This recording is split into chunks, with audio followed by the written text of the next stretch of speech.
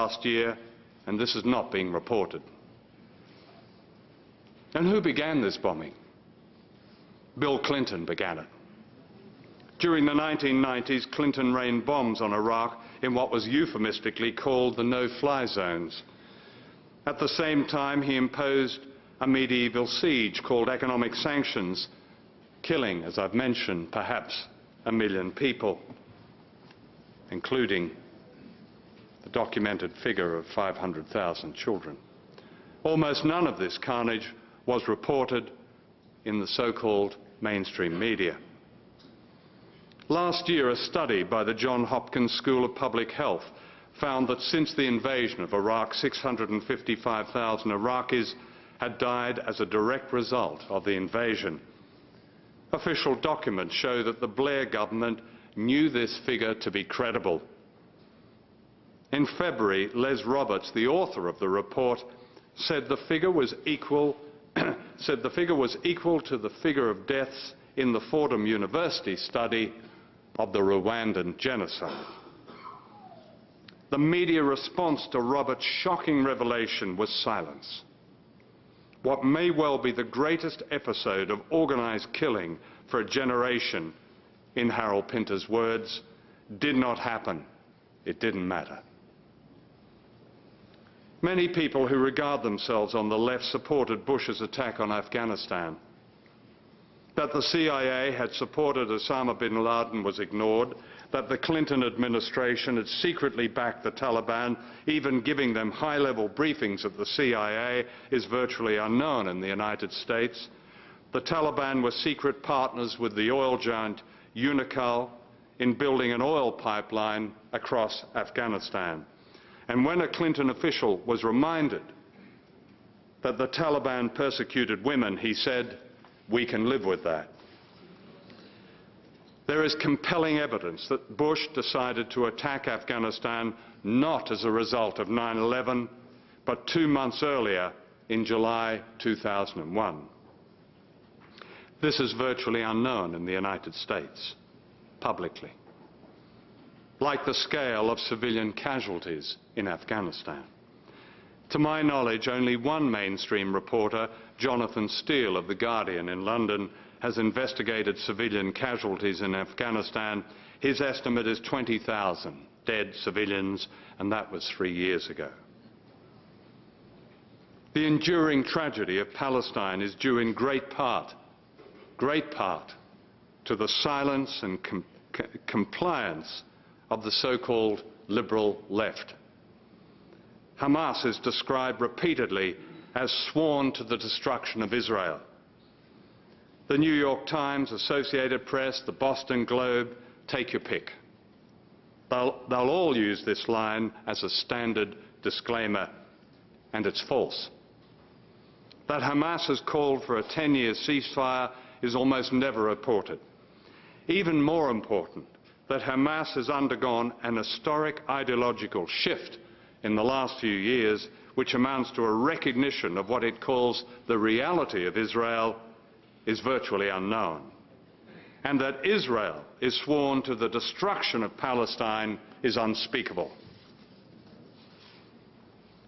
There is a pioneering study done by Glasgow University on the reporting of Palestine.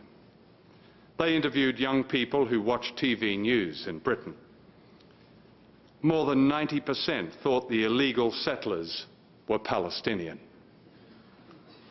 The more they watched, the less they knew, in Danny Schechter's famous phrase.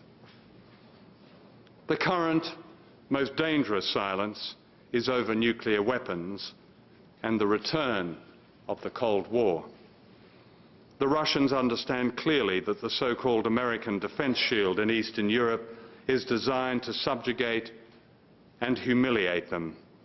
Yet the front pages here talk about Putin starting a new Cold War, and there is silence about the development of an entirely new American nuclear system called Reliable Weapons Replacement, RRW, which is designed to blur the distinction between conventional war and nuclear war, a long-held ambition. In the meantime, Iran is being softened up, with the liberal media playing almost the same role it played before the Iraq invasion. And as for the Democrats, look at how Barack Obama has become the voice of the Council on Foreign Relations, one of the propaganda organs of the old liberal Washington establishment. Obama writes that he wants the troops home, and I quote, "We must not rule out military force against long-standing adversaries such as Iran and Syria," unquote.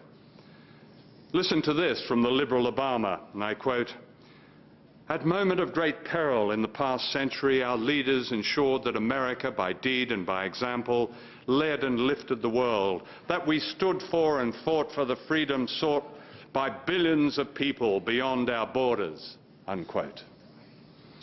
You know, that's the nub of the propaganda, the brainwashing, if you like, that seeps into the lives of every American, and many of us who are not Americans. From right to left, secular to God-fearing.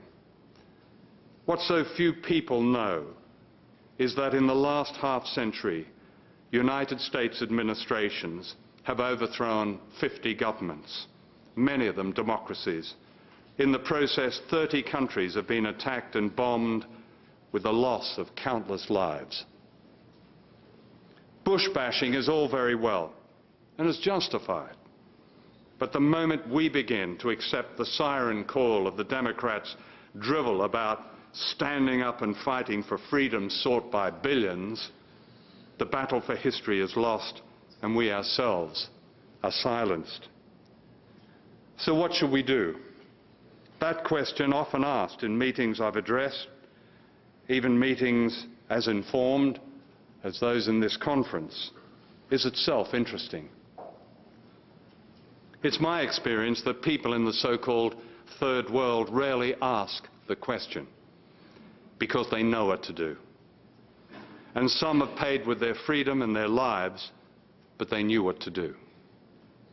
It's a question that many on the democratic left, small d, have yet to answer. Real information, subversive information, remains the most potent power of all, and I believe we must not fall into the trap of believing that the media speaks for the public. That wasn't true in Stalinist Czechoslovakia, and it isn't true in Bush's United States.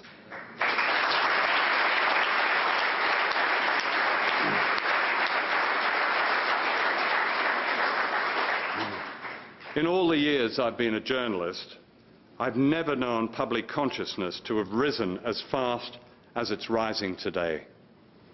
Yes, its direction and shape is unclear, partly because people are now deeply suspicious of political alternatives and because the Democratic Party has succeeded in seducing and dividing the electoral left. And yet this growing critical public awareness is all the more remarkable when you consider the sheer scale of indoctrination, the mythology of a superior way of life, and the current manufactured state of fear. Why did the New York Times come clean in that editorial last year?